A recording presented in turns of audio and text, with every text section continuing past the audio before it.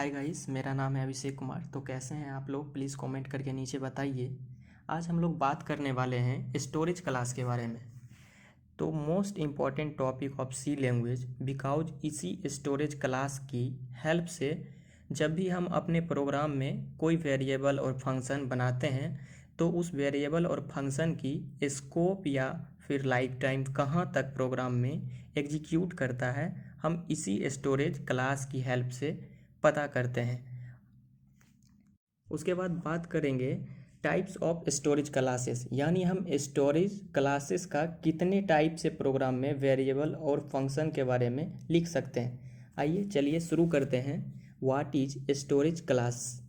A storage class defines the scope and life time of variables और functions with a C program. आप लोग सोच रहे होंगे ये स्कोप और लाइफ टाइम क्या होता है। तो सबसे पहले हम स्टोरेज क्लास के बारे में समझते हैं, उसके बाद स्कोप और लाइफ टाइम के बारे में भी जानेंगे।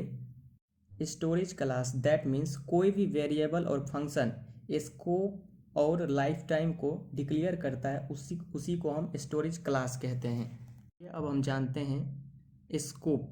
What is scope?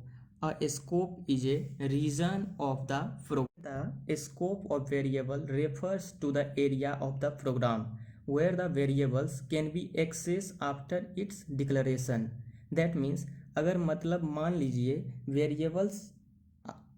आप एक वेरिएबल्स बनाए हैं, उस वेरिएबल्स का पहचान कहाँ तक है, विद इन ब्लॉक या पूरे प्रोग्राम को एग्जीक्यूट कर रहा है, वो स्कोप की हेल्प से पता चलता है।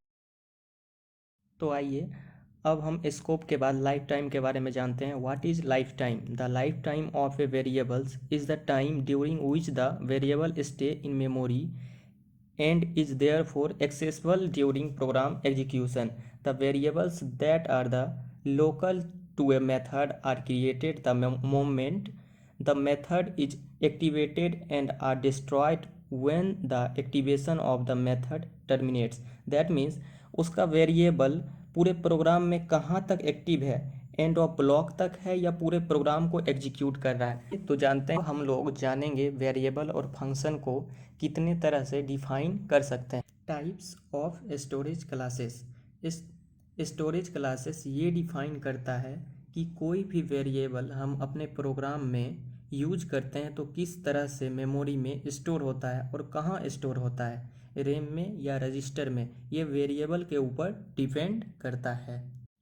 फर्स्ट टाइप हो गया स्टोरेज क्लास का auto, and second of static, and third extern, जिसको हम ग्लोबल भी बोलते हैं, and four register. In 4 type storage class से हम अपना वेरिएबल्स को प्रोग्राम में यूज कहाँ करते हैं। अगर हमारा जो स्टोरेज क्लास का टाइप है वो ऑटो, स्टैटिक, एक्सटर्न हुआ, तो ये मेमोरी में जो स्टोर करेगा वो रैम में बनेगा, और अगर हमारा स्टोरेज क्लास रजिस्टर होता है तो इसका मेमोरी रजिस्टर में जाके स्टोर होगा। अब हम लोग एक समरी चार्ट बनाते हैं, उसमें हम लोग डिटेल्स में जानेंगे वेरिएबल का life time, block, that means उसका स्कोप कहाँ तक है और उसका डिफ़ॉल्ट वैल्यू क्या है, वो हम लोग समझते हैं एक चार्ट के जरिए। अब हम लोग जानेंगे जो स्टोरेज क्लास का टाइप है ऑटो, स्टैटिक, एक्सटर्न और रजिस्टर, वो मेमोरी कहाँ क्रिएट करता है, डिफ़ॉल्ट वैल्यू क्या है और उसका स्कोप और लाइफ टाइम क्या है। जब हम प्रोग्राम बनाते हैं तो उसका यूज कहाँ है, और सबसे पहले हम देखते हैं स्टोरेज क्लास का। Auto storage class memory RAM में बनाता है और इसका डिफ़ॉल्ट वैल्यू गार्बेज होता है। गार्बेज मीन्स ऐसा वैल्यू जो पॉजिटिव या निगेटिव रेंडमली नंबर होता है और ये कभी भी चेंज होता है, हर एक सिस्टम में अलग अलग होता है। इसके बाद इसका स्कोप क्या है? स्कोप होता है with in the block, means this block में इस डिफाइन करेगा, ये वहीं तक वर्क करेगा, मीन्स एक्टिव रहेगा।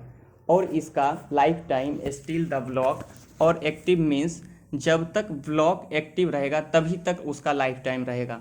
अब हम स्टैटिक क्लास का देखते हैं। स्टैटिक क्लास भी मेमोरी रैम में बनाता है और डिफ़ॉल्ट वैल्यू 0 होता है, और स्टैटिक का scope with in the block होता है, और मीन्स इसको भी जब हम कोई ब्लॉक के अंदर लिखते हैं तो उसी ब्लॉक तक एक्टिव रहता है, और जिसका लाइफ टाइम जो है till the terminate of the program, means जब तक पूरा प्रोग्राम टर्मिनेट नहीं होता है तब तक स्टोरेज क्लास स्टैटिक में एक्टिव रहता है। इसका वेरिएबल और फंक्शन दोनों टाइप से लिख सकते हैं। अब हम जानते हैं एक्सटर्न को आप ग्लोबल कंसीडर भी कर सकते हैं, और एक्सटर्न का मेमोरी रैम में होता है और डिफ़ॉल्ट वैल्यू 0 होता है। एज इट इज ऑटोज दोनों सेम होता है, और ये गार्बेज भी हो सकता है, बिकॉज ग्लोबल वेरिएबल का स्टैटिक ये ऑटो दोनों तरीके से लिख सकते हैं। तो आप इसका गार्बेज भी कंसीडर कर सकते हैं। उसके बाद जानते हैं एक्सटर्न का स्कोप। ग्लोबल वेरिएबल का scope anywhere in program, means अगर आप कोई प्रोग्राम बनाए हैं तो आप इस वेरिएबल को कहीं भी एक्सेस कर सकते हैं। एक्सटर्न स्टोरेज को अब इसका लाइफ टाइम क्या होता है? एक्सटर्न वेरिएबल का लाइफ टाइम जब इसका स्कोप है एनीवेयर इन प्रोग्राम तो till the terminate of the program होगा इसका भी, बिकॉज इसका स्कोप प्रोग्राम में कहीं भी एक्सेस कर सकते हैं। तो जब तक प्रोग्राम टर्मिनेट नहीं होगा तब तक ये एक्टिव रहेगा। आइए अब देखते हैं register storage class. Register storage class इसका मेमोरी रजिस्टर में ही बनता है और इसका डिफ़ॉल्ट वैल्यू गार्बेज होता है, मीन्स कोई भी पॉजिटिव या निगेटिव इंटीजर नंबर रेंडमली जो हर सिस्टम में होता है। आगे हम स्कोप देखेंगे रजिस्टर स्टोरेज का। इसका स्कोप द ब्लॉक होता है, बट इसका डिफरेंस ये होता है कि इसको फास्ट एक्सेस कर सकते हैं, बिकॉज इसका मेमोरी रजिस्टर में बनता है और रजिस्टर तो प्रोसेसर के सामने होता है, इसलिए ये रैम से फास्ट एक्सेस होता है। अब इसका लाइफ टाइम क्या होता है? जो इसका life time still the block is active, means auto और रजिस्टर एज सेम और लाइफ टाइम, बट ये मेमोरी रजिस्टर में क्रिएट होता है। बाकी देखें तो स्कोप और लाइफ टाइम और डिफ़ॉल्ट वैल्यू सेम होता है, बस मेमोरी रजिस्टर में क्रिएट होता है और ऑटो रैम में क्रिएट होता है। तो आज के लिए इतना ही। अगले क्लास में हम लोग स्टोरेज क्लास टाइप्स के बारे में जानेंगे। तो कैसा लगा मेरा वीडियो? अगर कुछ सीखने को मिला है तो प्लीज़ सब्सक्राइब और शेयर लाइक ज़रूर करें। जय हिंद, जय श्री राम।